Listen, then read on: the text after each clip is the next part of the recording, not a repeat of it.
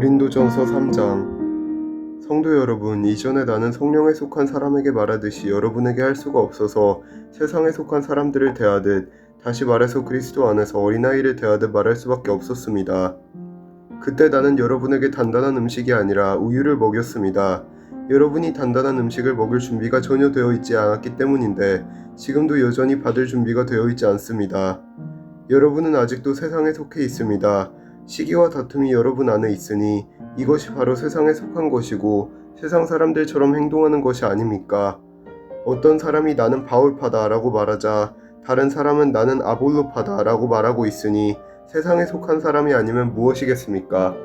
도대체 아볼로가 무엇이고 바울이 무엇입니까? 나나 아볼로나 여러분을 믿도록 하고 주님께서 각 사람에게 할 일을 맡기셔서 일하는 일꾼에 불과합니다. 나는 씨앗을 심었고 아볼로는 물을 주었으나 자라게 하시는 분은 하나님이십니다. 그러므로 심는 사람이나 물을 주는 사람은 아무것도 아니지만 자라게 하시는 분인 하나님은 중요합니다. 심는 사람과 물 주는 사람은 하나의 목적 때문에 일을 합니다. 각 사람은 자기가 한 수고만큼 보수를 받을 것입니다. 우리는 하나님의 동역자요, 여러분은 하나님의 밭이며 하나님의 건물입니다.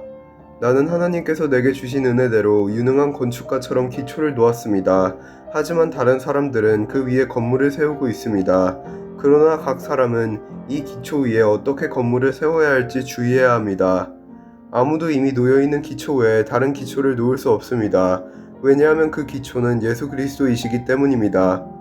어떤 사람이 이 기초 위에 금이나 은이나 보석이나 또는 나무나 풀이나 집 등을 이용하여 건물을 세울 것인데, 각 사람이 일한 성과가 드러나게 될 것입니다. 그날은 불로 나타나기 때문에 일한 것이 밝히 드러날 것입니다. 그래서 그 불이 각 사람의 한 일을 검증할 것입니다.